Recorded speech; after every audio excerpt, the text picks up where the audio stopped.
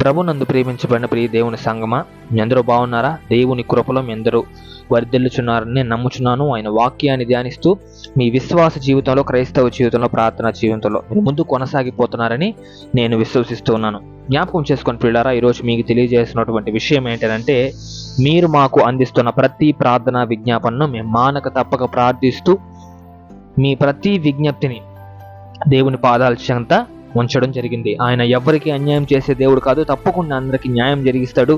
మీకు ఏ పనులైతే ఆగిపోయి ఉన్నాయో, ఏ విధంగా అయితే అపవాది మీ జీవితంలో అడ్డుపడుతున్నాడో, దేవుని ఆశీర్వాదానికి ఆయన అపవాదిని తరిమి కొట్టి మీ జీవితంలో సుఖ సంతోషాలు, ఆరోగ్యాలు అనుగ్రహించి కాపాడి బలపరచునుగాక. ఆమేన్. మరి ఈ యొక్క దిన అంశంలో గనక మనం అడుగుపెట్టినట్లయితే, ఇది నీ పరీక్ష సమయం, ఇది నీ పరీక్ష సమయం అన్న ఒక అంశం మీద నేను ఈరోజు వాక్యం ధ్యానించేదానికి ప్రయత్నం చేస్తాను. ప్రియులారా, మీరు జాగ్రత్తగా వినడానికి చూసుకోండి. అయితే మొట్టమొదటిగా మనం తెలుసుకోవాల్సిన విషయం ఏంటంటే, ఇది నీ పరీక్ష సమయం. ఈ పరీక్ష సమయంలో ఈ పరీక్ష అనే దాని గురించి మనకు అర్థం తెలిసిందంటే, అసలు దేవుడు పరీక్షను మన జీవితంలోకి ఎందుకు పెడతాడో అన్న ఒక విషయానికి మనకు అర్థం తెలుస్తుంది ప్రియులారా. తర్వాత చిన్నగా కొన్ని వాక్యాల మీద దేవుడు మనకు అందిస్తున్న మాటలను మనం ధ్యానించేదానికి ప్రయత్నం చేద్దాం. పరీక్ష. రోమీయులకు రాసిన పత్రిక 5వ అధ్యాయము 3-4 వచనాలు కనుక మనం చదువుకున్నట్లయితే, దాంట్లో స్పష్టంగా పౌలు భక్తుడు గారు మనకు ఈ యొక్క వాక్యాన్ని గురించి వివరించడం జరుగుతుంది. రోమీయులకు రాసిన పత్రిక 5వ అధ్యాయము 3-4 వచనాలు. అంతేకాదు, శ్రమ ఓర్పును, ఓర్పు పరీక్షను, పరీక్ష నిరీక్షణను కలుగు చేయని ఎరిగి శ్రమల యందును అతిశయపడుదుము. ఆమేన్. ఇది ఎంత దృఢమైన వాక్యం అంటే, అంత దృఢమైన వాక్యం. అంటే మీకు దేవుని విషయాలు ఏవైతే ఉన్నాయో దాన్ని చెప్పడానికని కాదు, కానీ దేవుని అంచనాలు మన పట్ల, దేవుని కోరికలు మన పట్ల, దేవుని ఆశీర్వాదం మన పట్ల ఏ రీతిగా పనిచేస్తాయో, ఏ రీతిగా ఆయన మనల్ని వాడుకోవాలనుకుంటున్నాడో అది ఈ వాక్యంలో స్పష్టంగా ఉంటుంది పిల్లరా. అంటే ఏంటంటే, ఏదో దేవుడు మీ జీవితంలోకి శ్రమలు పెట్టేసి మిమ్మల్ని శోధించేసి మిమ్మల్ని ఏదో చేసేయాలని దేవుడు ఎప్పుడు కూడా మీ జీవితంలోకి శ్రమలు ఆహ్వానించడు. శ్రమ అనేది ఎందుకు వస్తుందంటే, ఈ ఒక పరీక్ష విషయంలో మనం నెగ్గుతామా లేదా, పరీక్షను మనం 100 మార్కులతో పాస్ అవుతామా లేదా అనే ఒక విషయానికి దాన్ని విడిచిపెట్టాలి ప్రియులారా. కాబట్టి ఈ వాక్యాన్ని జాగ్రత్తగా చదవండి. ఈ విషయాలన్నీ కూడా ఈ వాక్యంలో ఉన్నాయి. అంతేకాదు, శ్రమ ఓర్పును, ఓర్పు పరీక్షను, ఓర్పు పరీక్షను.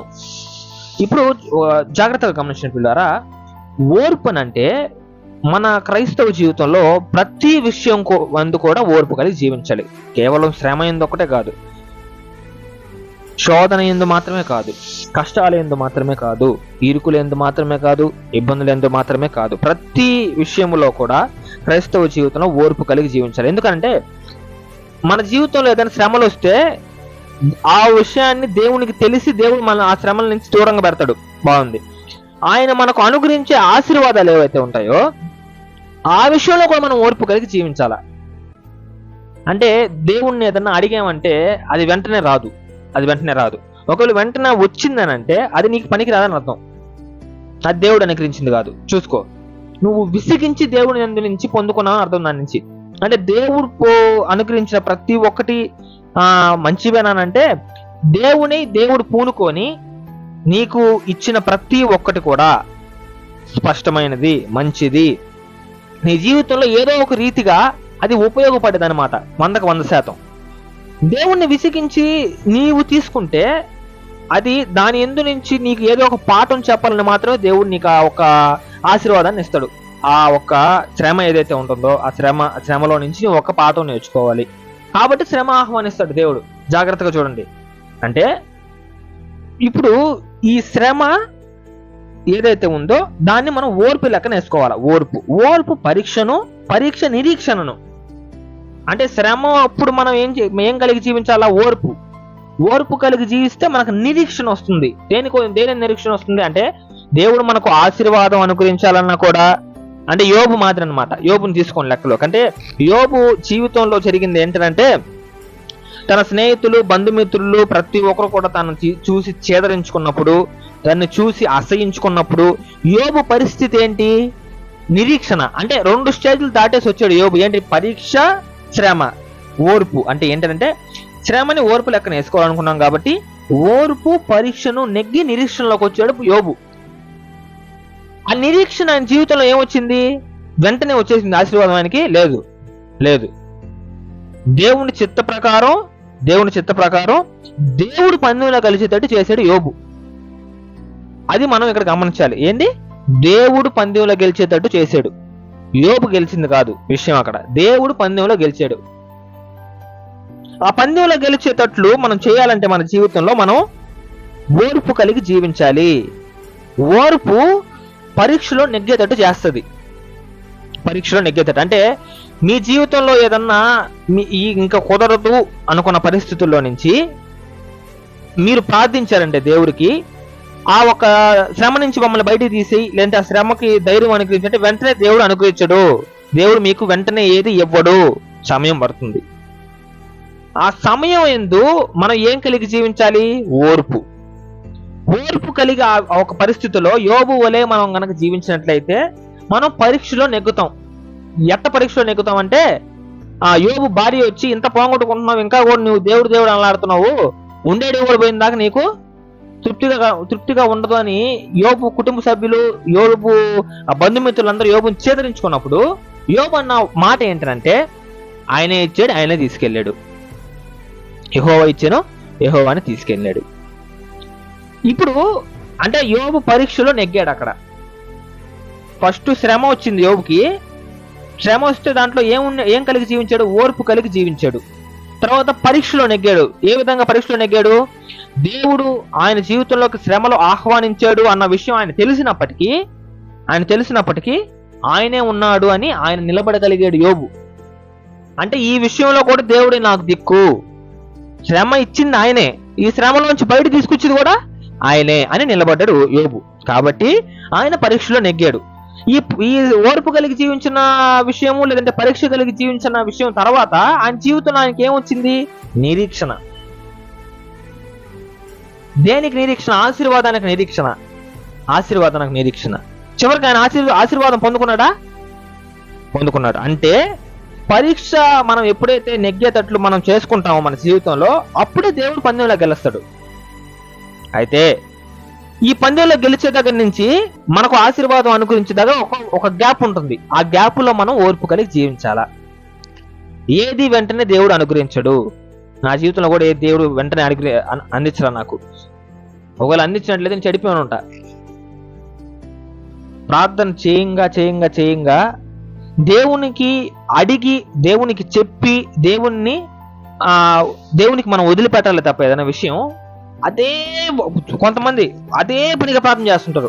అదే విషయాన్ని తీసుకొచ్చి ప్రార్థన చేస్తూనే ఉంటారు. చేసుకోండి, నేను కాదన్నాంలే, నేను ప్రార్థన చేయడం కాదన్నాంలే. దేవునికి ఏదన్నా అడిగినా కూడా, లేదంటే దేవునికి ఏదైనా చెప్పినా అంతటితో విడిచిపెట్టండి. అది దేవుడు చూసుకుంటాడు. దేవునికి ప్రతి ఒక్కటి తెలుసు. నీవు ప్రార్థిస్తావా లేదా అని మాత్రమే దేవుడు చూస్తాడు. ఒకసారి ప్రార్థన చేసి వదిలిపెట్టేదాన్ని. అది ఎంత సమయం అయినా కూడా ఆయన చిత్తంలో ఉంటే తప్పకుండా నీకు అది వస్తుంది. నాకు వచ్చి, అందుకే మీకు చెప్తున్నా, నాకు చాలా వస్తున్నాయి కూడా. ఇంకా దేవునికి మహిమ కలుగును గాక.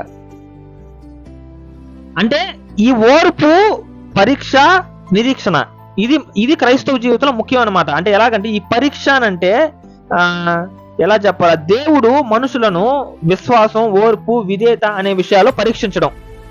విశ్వాసం, ఓర్పు, విధేయత అనే విషయాలు పరీక్షించడం.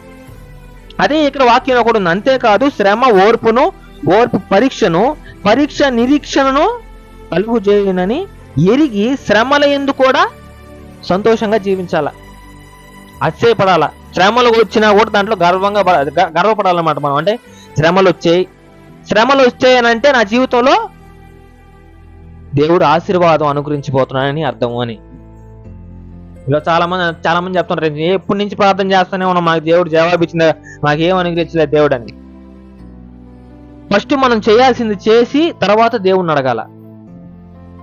అదేంటి? ప్రార్థన. ఒట్టి ప్రార్థన ఒకటే నువ్వు చేయాల్సింది, ఇంకేం చేయాల్సిన అవసరం లే. ప్రతి ఒక్కటి దేవుడు నీ దగ్గర తీసుకొచ్చి పెడతాడు. సరే, అయితే ఈ మాట అన్నామని చెప్పి చాలా మంది సోమరులుగా బతుకుతాడు వాళ్ళ జీవితంలో. అంటే ప్రతి ఒక్కరు దేవుడే ఇస్తాడు కదా, నా దగ్గర తీసుకొచ్చాను. మళ్ళీ ఈ విషయంలో కనుక మనం వెళ్ళినట్లయితే పిల్లరా, యాకోబు రాసిన పత్రిక 5వ అధ్యాయము 13వ వచనంలో స్పష్టంగా ఉన్నది ఏంటంటే పిల్లరా, మీలో ఎవనికైనాను శ్రమ సంభవించిన అతడు ప్రార్థన చేయవలెను, ఎవనికైనాను సంతోషము కలిగిన అతడు కీర్తన పాడవలెను. ఏముంది ఇక్కడ? సంతోషం కలిగిన దేవుడే, శ్రమ వచ్చినా దేవుడే. ఇక్కడ యాకోబు పత్రికలో ఏముంది? మళ్ళీ ఒకసారి చదవండి. మీలో ఎవరికైనా శ్రమ వచ్చినా, శ్రమ సంభవించినా అతడు ప్రార్థన చేయవలెను, ఎవరికైనా సంతోషం కలిగిన కీర్తన పాడవలెను. నీకు ఎక్కువ సంతోషంగా ఉండింది అనుకో, మీరు చూడండి, ఈసారి ట్రై చేయండి. మీకు ఎక్కువ సంతోషంగా ఉండింది అనుకోండి, దేవుని గురించి కీర్తన పాడండి. ఆ కీర్తన ఏదో మీరు దేవుని గొప్ప చేశారని, లేదంటే దేవుడికి మీరు ఏదో ఇచ్చేస్తారని కాదు. మీరు అంటే మన జీవితంలో ఏది కూడా దేవునికి మనం ఇవ్వలేము, మన హృదయం తప్పనిస్తే. నువ్వు సంపాదించుకున్నది, నీవు కూడగట్టుకునింది, నీవు యహలోకంగా కట్టుకునింది ఏది కూడా దేవుడు తీసుకోడు, దేవుడు ఇవ్వలేవు, నువ్వు సరిపోదు ఇచ్చిన. కానీ అయితే నీవు ఇవ్వగలిగింది నీ హృదయం మాత్రమే. అయితే కాబట్టి స్తుతి ఏం చేస్తుందంటే దేవునికి ఎలాగా కృతజ్ఞతలు చెల్లిస్తుంది అన్నమాట. స్తుతి, నీవు చేసే స్తుతి. నీ జీవితంలో దేవుడు ఒక అద్భుత కార్యం జరిగించాడు, నీ జీవితంలో దేవుడు ఒక కార్యం జరిగించాడు, ఆ కార్యం నీకు నీ జీవితంలో ఉపయోగకరంగా మారింది, నీకు సహాయంగా మారింది, ఆ కార్యం నీకు సంతోషంగా ఉంది. ఇప్పుడు ప్రజెంట్ సిచ్యువేషన్ నువ్వు సంతోషంగా ఉన్నావు, నువ్వేం చేస్తావు? గమ్ముగా ఉండవద్దు, మౌనంగా ఉండద్దు, స్తుతి పాడు, దేవునికి స్తుతి చేయి దేవుణ్ణి. అది దేవునికి కృతజ్ఞతాస్తుతులు చెల్లించినట్టు అవుతుంది. మనం అంటే దేవునికి థ్యాంక్స్ చెప్పావు అనుకోండి, ఆ పాట ద్వారా, నీవు పాడిన ఆ పాట ద్వారా, నీవు స్తుతించడం ద్వారా దేవునికి నువ్వు థ్యాంక్స్ చెప్పావు. థ్యాంక్స్ సరిపోద్దా అంటే చేయగలిగింది మనం అదొకటే, ఇంకేం చేయలేము దేవుడికి. అయితే ఇంకొక మాట కూడా, మీలో ఎవరికైనా శ్రమ సంభవించినా అతడు ప్రార్థన చేయవలను. అంటే నెగిటివ్ గా ఉన్నా పాజిటివ్ గా ఉన్నా రెండు దారుల్లో దేవుడే. శ్రమ వచ్చింది అంటే నువ్వు సంతోషంగా ఉన్నప్పుడు కీర్తన పాడావు, దేవునికి కృతజ్ఞతాస్తుతులు చెల్లించావు, ఓకే. శ్రమ వచ్చింది, శ్రమ వస్తే యోబు ఏం చేశాడా? నిలబడ్డాడు. ఎలాగా? దేవునికి ప్రార్థన చేసి నిలబడ్డాడు. అదే విధంగా మనం నిలబడగలగాలి. పరీక్ష అంటే ఏంటి పిల్లరా? దేవుడు మనుషులను పరీక్షించడం అంటే ఎలాగంటే విశ్వాసం, ఓర్పు, విధేయత. ఈ మూడు విషయాల్లో మనుషులు నిలబడగలుగుతాడా అని దేవుడు పరీక్షిస్తాడు. ఈ మూడు విషయాల్లో నిలబడడం చాలా కష్టం. విశ్వాసం, ఓర్పు, విధేయత. ఆ పరిస్థితుల్ని నీ జీవితంలోకి దేవుడు తీసుకొస్తాడు, యోబు జీవితంలో తీసుకొచ్చినట్లు. ఒక సింగిల్ ఎగ్జామ్ లో 3 విషయాలను పాస్ అయిపోయాడు యోబు. విశ్వాసం, ఓర్పు, విధేయత. దేవుని యందు విధేయత చూపాడు అంత పరిస్థితిలో ఉన్నప్పటికీ. ఓర్పు కలిగి జీవించాడు అన్ని పోతున్నప్పటికీ. విశ్వాసంతో ఉన్న దేవుడు మళ్ళీ తిరిగి ఇస్తాడు తనకి అన్న విశ్వాసం, ధైర్యంతో. మళ్ళీ తనకి ఇవన్నీ పోయినా కూడా తిరిగి దేవుడు ఇస్తాడు అనే ధైర్యంతో నిలబడగలిగాడు, విశ్వాసం ఉంది కాబట్టి. ఈ 3 విషయాల్లో యోబు పాస్ అయిపోయాడు. చివరికి ఆయన జీవితంలో ఆయనకి ఏం కలిగింది? ఆశీర్వాదం. ఇది మన జీవితాలను కూడా మనం చేయాలి. ఇది నీ పరీక్ష సమయం. నీ పరీక్ష సమయంలో నీవు ఎలాగ ప్రవర్తిస్తున్నావు? దేవునికి విరుద్ధమైన పనులంటే చాలా మంది ఏమంటారంటే మందు తాగడం, సిగరెట్లు తాగడం, దేవునికి ఇవే చెడ్డ కార్యాలు అనుకుంటారు. అంటే బైబిల్ చదవకపోవడం, ప్రార్థన చేయకు, ఇవే అనుకుంటారు. కాదు, ధర్మశాస్త్రంని చదివి విడిచిపెట్టే కాదు, కానీ దాని రీతిగా ఎవరైతే నడుచుకుంటారో వారే ఆశీర్వదింపబడతారు అని వాక్యంలో ఉంది. పరిశుద్ధ గ్రంథం రీతిగా మనం నడుచుకోగలగాలి, అప్పుడు దేవుడు ఆశీర్వాదం వస్తుంది. పరిశుద్ధ గ్రంథం రీతిగా నడుచుకోవడం అంటే ఏంటి? విశ్వాసం, ఓర్పు, విధేయత, పరీక్ష. ఈ మూడిట్లో మనం ఎలాగ ప్రవర్తిస్తున్నావు? నీ పరీక్ష సమయంలో నువ్వు ఎలాగ ప్రవర్తిస్తున్నావు? పరీక్ష యందు మాత్రమే నీ దృష్టి ఉంచి ఉన్నావా? లేదంటే వాడేం చేస్తున్నాడు, వీడేం చేస్తున్నాడు, వాడి జీవితంలో దేవుడు ఎట చేస్తున్నాడు, నా జీవితంలో నేను కొద్దిగానే ఉన్నానా? కంపేర్ చేసుకుంటారు కొంతమంది, చాలా మంది. వారి జీవితంలో వారు దేవుడు సందా ఎక్కువ వేస్తున్నారు, నేను కూడా వేయాలా? వాళ్ళు చాలా గట్టిగా పాటలు పాడతారు, నేను కూడా గట్టిగా పాడాలా? వాళ్ళు గుడికి మంచి కొట్లు వేసుకొస్తారు, నేను కూడా కొట్లు వేసుకురావాలా? ఈవెన్ ఇట్లా కంపేర్ చేసుకుంటా ఉంటారు. క్రైస్తవ జీవితంలో ఉండకూడదే ఇది. తేడాలు ఏసయ్య చూపిలా తేడాలు మనం చూపిస్తాం ఈడ. ఇవన్నీ తగ్గించుకోవడం అంటే, విశ్వాసం కలిగి జీవించడం అంటే, ఓర్పు కలిగి జీవించడం అంటే, విధేయతతో నడుచుకోవడం అంటే, దేవుణ్ణి వెంబడించడం అంటే, ఇవన్నీ కూడా మన జీవితంలో మనకు ఆశీర్వాదాలు పిల్లారా. అది గుర్తుపెట్టుకోండి.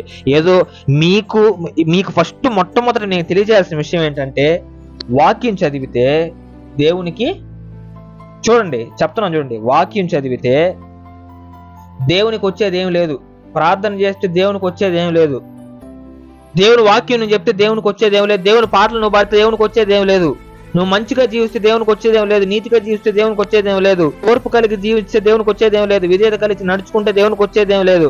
విశ్వాసం కలిగి జీవిస్తే దేవునికి వచ్చేది ఏమీ లేదు. నీ జీవితాన్ని మారుస్తాయి అవన్నీ. నీ జీవితాన్ని పోలి ఇంకొక 100 మంది నడుచుకుంటారు. అది దేవుడు చెప్పేది. చాలా మంది భారంగా పాడతారు. ఏం పాడతాం పాట, సరే ఈరోజు ఒకరోజు పాడతాంలే, అలా భారంగా చేస్తాను మన ప్రార్థన పాటలు ఇవన్నీ కూడా. ఏ దేవుడికి వీళ్ళు ఇస్తున్నట్టుంటది, దేవుడికి వీళ్ళు ఇస్తున్నట్టుంటది కానీ దేవుడు వీళ్ళకి ఇస్తున్నట్టుండదు. వీళ్ళేదో దేవుడికి ఇస్తున్నట్టుంటది, కింద నుంచి పైకి పంపిస్తున్నట్టుంటది. అలా ఎప్పుడు చేయద్దు పిల్లారా. మీరు ప్రార్థన చేస్తేనే ఇంకేది చేస్తేనే దేవునికి ఉపయోగం ఏం లేదు. నీవు నీతి కలిగి జీవిస్తే నీ జీవితం మారుతుంది. జీవితం మారిన ప్రతి వ్యక్తి కూడా నిత్య జీవానికి అర్హులవుతారు. ఈ విషయం గుర్తుపెట్టుకోండి. అయితే ఈ పరీక్ష సమయంలో నీవు నీతి కలిగి జీవిస్తున్నావా, విధేయత కలిగి జీవిస్తున్నావా, విశ్వాసం కలిగి జీవిస్తున్నావా, ఓర్పు కలిగి జీవిస్తున్నావా? నిన్ను నువ్వే ఒకసారి పరీక్షించుకో. మరి అట్టి కృప పరిశుద్ధాత్మ దేవుడు మనందరికీ అనుగ్రహించి కాపాడి బలపరచునుగాక. ఆమేన్. ప్రార్థన. ప్రేమగల మహిమగల మా దేవుడా, మా రక్షక, వేతనంలో ఒక మేలును కనికరమును చూపించే దేవుడా, అత్యున్నతుడా, ఉన్నతుడా, ఉన్నవాన్ని అనువాడవని దేవా, నీకే వందనాలు, స్తుతురాలు చెల్లించుకుంటున్నాం నా తండ్రి. ఆల్ఫా ఒమేగా అన్న దేవా, మమ్మల్ని కాపాడే దేవా, నడిపించే దేవా, నీ సహాయాన్ని మాకు అనుగ్రహించే దేవా, నీకే స్తుతురాలు చెల్లించుకుంటున్నాం నా తండ్రి. జ్ఞాపకం చేసుకున్న తండ్రి, నీ ప్రియ బిడ్డలను, ప్రియ కుటుంబాలను నా తండ్రి, నేను ఈ రోజు నా తండ్రి నేను ధ్యానించుకున్న రీతిగా నా తండ్రి, ఇది మా పరీక్ష సమయం నా తండ్రి. ఈ పరీక్ష సమయంలో నా తండ్రి నైనా విధేయత, విశ్వాసం, ఓర్పు అనే ఒక పరీక్షలో మేము నెగ్గేదానికి, నిరీక్షణ కలిగి మా జీవితంలో మేము జీవించేదానికి నీ సహాయాన్ని మాకు అనుగురించి మనం వేడుకుంటున్నాం నా తండ్రి. మా జీవితంలో నా తండ్రి మేము ఎన్నో కోల్పోయాము నా తండ్రి, అపవాది మూలముగా. నీ యందు భక్తి కోల్పోయాము నా తండ్రి, స్తుతి చేయడం మర్చిపోయాము నా తండ్రి, నీ యందు విశ్వాసం ఉంచడం మర్చిపోయాము నా తండ్రి, కోల్పోయాము నా తండ్రి. ప్రతి ఒక్కరు మాకు అనుగురించి మనం వేడుకుంటున్నాం నా తండ్రి. నీ సహాయం, నీ శక్తిని మాకు అనుగురించి మమ్మల్ని బలపరచమని, దృఢపరచమని వేడుకుంటాం నా తండ్రి. క్రైస్తవ జీవితంలో నా తండ్రి మేము నీతిగా జీవిస్తే నా తండ్రి, ఇతరులు నా తండ్రి మా జీవితాన్ని చూసి నా తండ్రి నీలోకి వస్తారన్న విషయాన్ని మరిచి జీవిస్తున్నాం నా తండ్రి. మమ్మల్ని జ్ఞాపకం చేసుకోమని వేడుకుంటాం నా తండ్రి. నీవు తప్పితే మాకు సహాయం చేసే దేవుడు ఎవరు లేరు నా తండ్రి, ఎవరు లేరు నా తండ్రి.